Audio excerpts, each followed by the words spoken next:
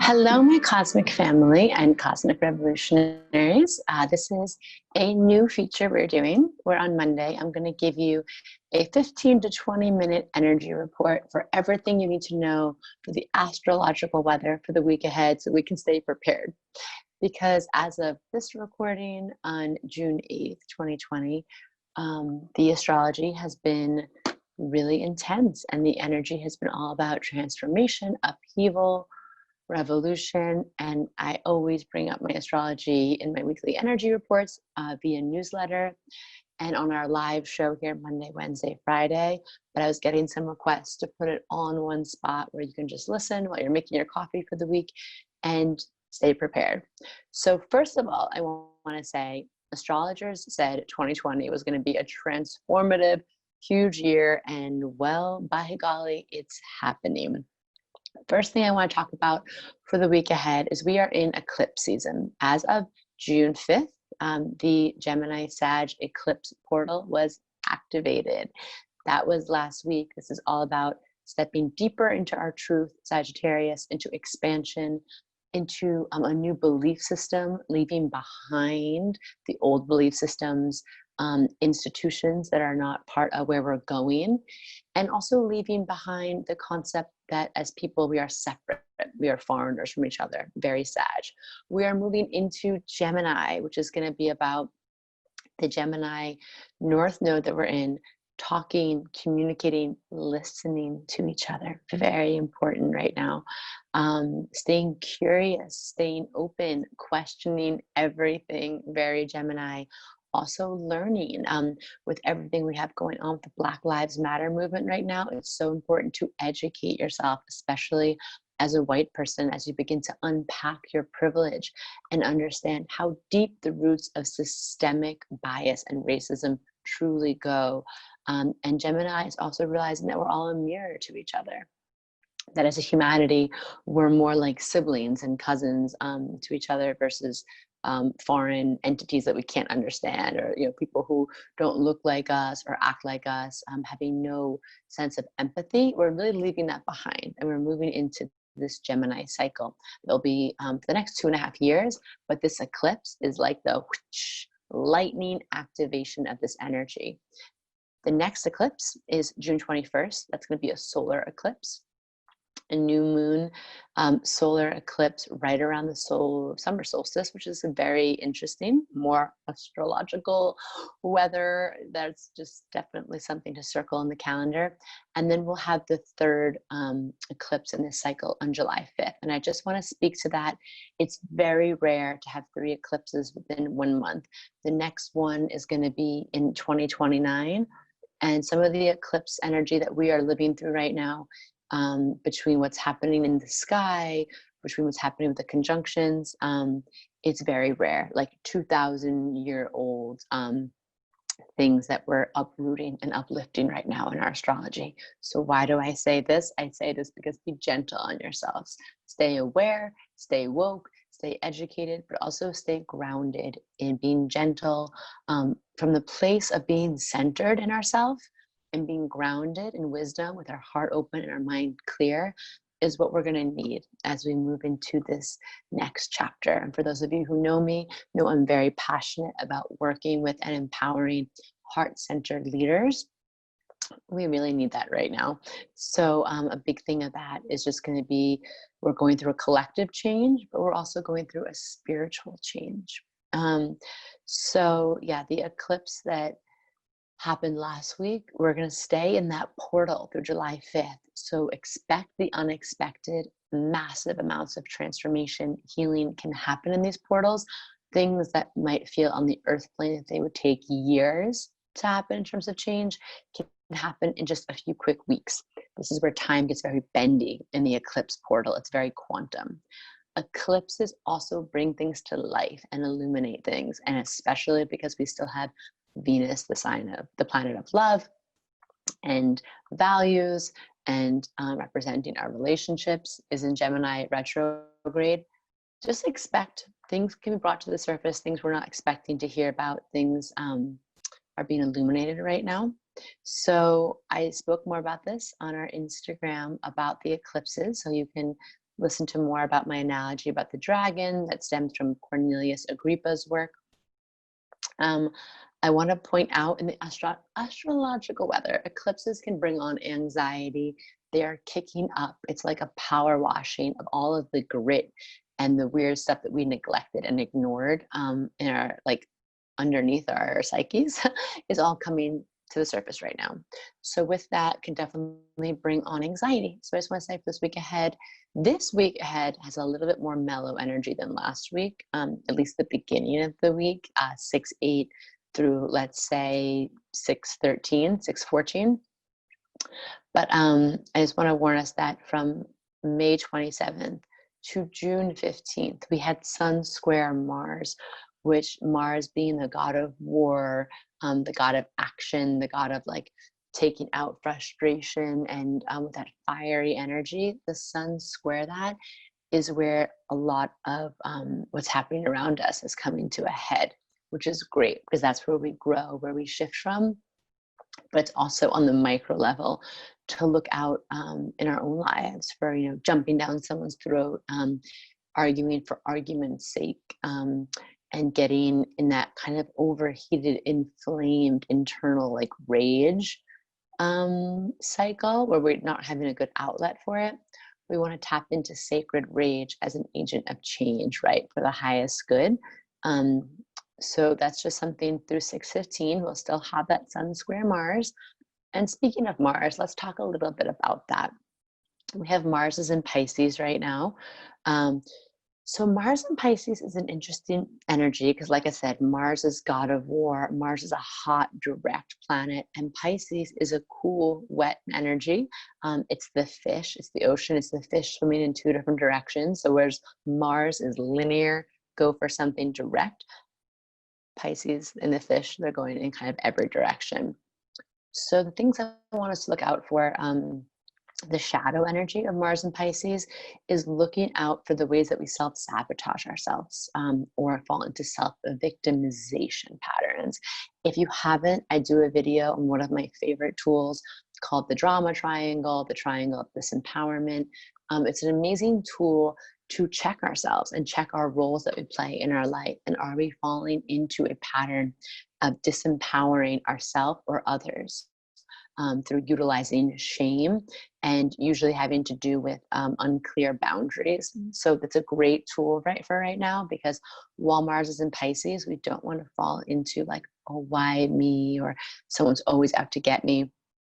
And again, this is where, and I don't want to do any sort of light washing over systemic oppression. We are here to uproot systemic oppression, but we don't want to feel like we don't have a voice or we don't have a power to do that. Because if anything this time is teaching us is how powerful the individual voice is, how powerful people talking about this. And social media is like essentially this manifestation tool of the revolution, because we can disseminate and spread information at rapid rates without having to worry about, you know, mainstream news channels filtering a message or curating it for their agenda. So this is a time right now where I want you to think about, you know, to not let yourself be in a process of being in that self-victimization. You are empowered. You are powerful. You are full of power. The light energy of Mars and Pisces definitely speaks to how fast something can change and spread. We saw a lot of Mars and Pisces action with coronavirus, but just like how coronavirus can spread really fast, so can positive change. So we're going to allow that Mars and Pisces to make this happen. It's also about connection. It's about spiritual transcendence. It's about unconditional love and really sitting in that space where we don't feel separation from individuals. So we can tap into that energy. Mars and Pisces, I should say, highlights the energy of a martyr. And so with George Floyd's passing, he did become, you know, an unwilling martyr, but a very powerful person, a powerful symbol, a powerful face for this revolution. So just to speak on Mars and Pisces, that definitely can amplify martyr energy. And it's time right now where we really want to look to raise our personal and our collective vibration. And again, I'm going to point right back to that Gemini North Node. That's how we raise our vibration right now. We have Sun is conjunct Venus, conjunct the North Node, all in Gemini. So studying these high principles of Gemini this week, genuinely relating to others, asking questions, listening, learning, educating, talking about things, having conversations that are constructive, and also minding your words, okay? Gemini North Node is here to remind us that every word we speak is a prayer. So we don't say, I'm so broke, I'm so frustrated. You can say, I feel right now like frustration is in the air. I feel, that times are hard, but I also am open to the change that wants to move through me. So just being mindful of the words that you're speaking with yourself in groups, mindful of what you're posting. Is it raising the vibration? Is it lowering it? And I even want to speak to some of the protests right now. I do want to speak to the no justice, no peace chants, and even the I can't breathe that I've seen. I love the message and I love the awareness it's trying to create, but it's also becoming a prophecy. We don't want to say no justice, no peace. I would love to see the mantras in the streets being protest mantras that are affirming something positive, affirming change, instead of speaking negatively on those things and reinforcing that, because that's kind of Mars and Pisces, and all of this Gemini energy is about the power of words that we speak. Does that make sense to everyone? Drop a comment if it does. So we still want to chant, we still want to be there in the streets. We want to be speaking the reality into existence. Okay, so moving into something coming up. Mars is meeting Neptune this week, and that's going to be, it's going to have its own energy. It's going to heighten emotion this week. It's going to heighten just getting swept up in things. So I want us to think first and foremost about disillusionment or misinformation, because Neptune can cloud our judgment. So Mars meeting up with Neptune, I want us to think about things slowing down before we reshare something, really doing our due diligence, researching something before we say it. It can also heighten compassion, which is going to be beautiful. So this might be a week where we might noticing people who have felt really stuck in their own ways and their belief systems might have more compassion this week. So we want to take advantage of that. And with this Mars and Pisces, there is a meeting up with Neptune. There is a closing out of a cycle that began from 2 years ago. So we're closing something out in this thing about Neptune, which represents our ideals and our dream realm and pure love, and this more heightened visionary future is meeting up with war, the war energy of Mars, taking action, getting shit done, and closing out a 2-year loop. So really reflecting on what that could look like for you, while also taking care to not letting yourself be disillusioned. Okay, so so much is happening. As you all know, this Saturn-Pluto conjunction that we're in is in our big societal reset. And having it in the sign of Capricorn is huge. That is like Protestant Reformation from 1518. We have early mid 13th century growth of power structures, the Reformation in Europe, the beginning of colonialism, the Black Plague spreading. These are all events that are tied into the astrology that we are under right now. So all of this to say is that we are going through, oops, my laptop is knocked over. We are going through massive, massive shifts, okay? We are getting rid of power structures that do not serve us. False heroes are being revealed. False idols are being torn down, like the statues. We saw the Confederacy statues this weekend. And there is a growth of new power structures. But these new power structures have to be that new. We see in astrology, it's not about returning to an old system that we can rely on. We are birthing a new system, new structures, new ideologies, new institutions that can truly and hopefully and prayerfully benefit all. So in order to do that, we have to keep our mind really open and our consciousness really open. This week, again, June 14th, there might be some tension, some rebirth, evolution. I see here Pluto is meeting up with Eris, the goddess of discord, evolution, survival of the fittest. Her battle cry is like change or die. So June 14th, June 15th, some interesting news might come out. Also, Mercury is making a hard aspect with the node of fate on June 12th. But this week, I want us to think about Staying grounded, listening. We are rebuilding our nation and our society, but we're also rebuilding ourselves on the individual level, okay? Next week, we have a bunch of hot, agitated astrology. Mercury is going retrograde. We are currently in its shadow right now. So I want us to think about, deep breaths. Like I said, staying grounded in your own wisdom, heart open. You've got this. There's a reason you were born during this time right now, because you are meant to usher in this revolution.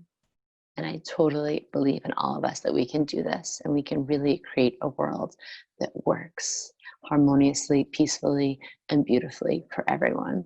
Okay, so let me know how this resonates. Let me know what your zodiac sign is. Let me know what's coming up for you this week. I love hearing from you in the comments.